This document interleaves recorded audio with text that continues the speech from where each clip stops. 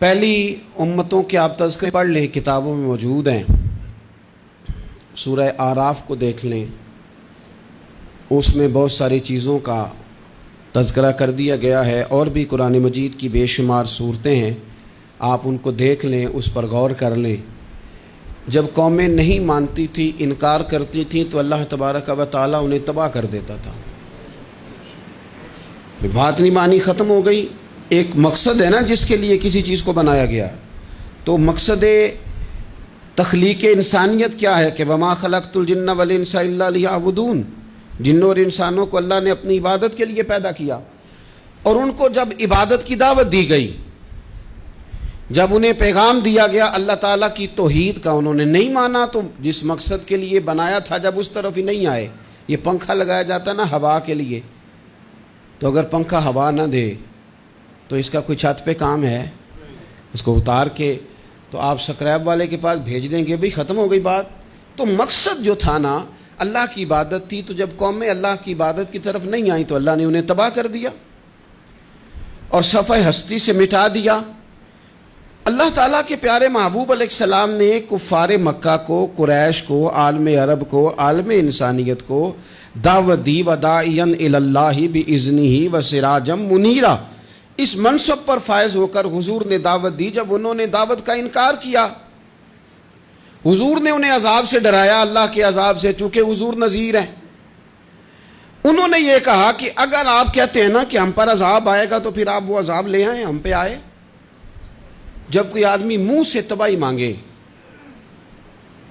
جب کوئی شخص اپنے منہ سے یہ کہے کہ کر لیں جو ہوتا ہے معاذ اللہ، تو اگر تو سامنے والا کمزور ہو تو شاید وہ کچھ نہ کر سکے، لیکن یاد رکھنا کئی دفعہ کمزور ہوتا ہے تو کچھ نہیں کرتا، تو کئی دفعہ مہربان بڑا ہوتا ہے،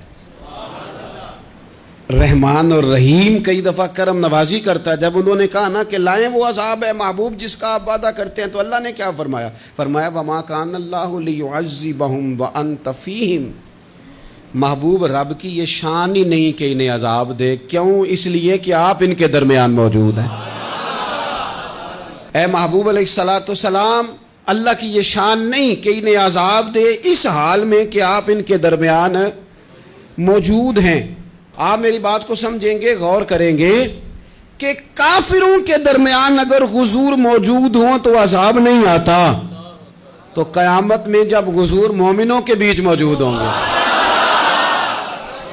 میں جو کہہ لینے دو نا کہ اساں جے ہاں گناہیاں دا جدوں اعمال نامہ فرول ہوئے، پھر ذرے ذرے نے سامنے آ جانا ہے، جو جو منہ تھی بولیا بول ہوئے، اساں بھی کول حضور دے بیٹھ رہنا ہے، لکھ عمل ترکڑی تول ہوئے، او دے کولوں بھی رب نے حساب لینا ہے جیڑا بیٹھا ہی محمد دے کول ہو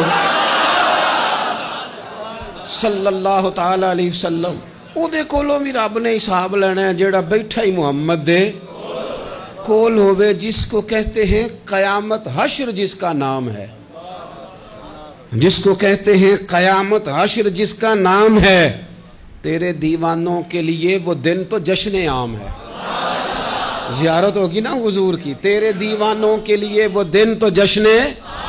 اور ایک شاعر نے اور بات کھول دی، کہنے لگا ہر نظر کانپ اٹھے گی محشر کے دن، خوف سے ہر کلیجہ دہل جائے گا۔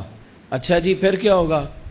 ہر نظر کانپ اٹھے گی محشر کے دن، آنکھیں پھڑ پھڑائیں گی، کانپیں گی، اور کلیجے پھٹیں گے۔ منظر ہی ایسا ہوگا، انسان اپنے پسینے میں ڈبکیاں کھا رہا ہے، حساب کا وقت آ گیا ہے، اور سورج سوا نیزے پہ ہے، زمین دہک رہی ہے، تو کہنے لگے ہر نظر کانپ اٹھے گی محشر کے دن، خوف سے ہر کلیجہ دہل جائے گا، پھر اوڑھ کر کالی کملی وہ آ جائیں گے، پھر اوڑھ کر کالی کملی وہ آ جائیں گے، پھر اوڑھ کر کالی کملی وہ آ جائیں گے، ہر نظر کانپ اٹھے گی محشر کے دن، خوف سے ہر کلیجہ دہل جائے گا، پھر اوڑھ کر کالی کملی وہ آ جائیں گے، سارے محشر کا نقشہ بدل جائے گا۔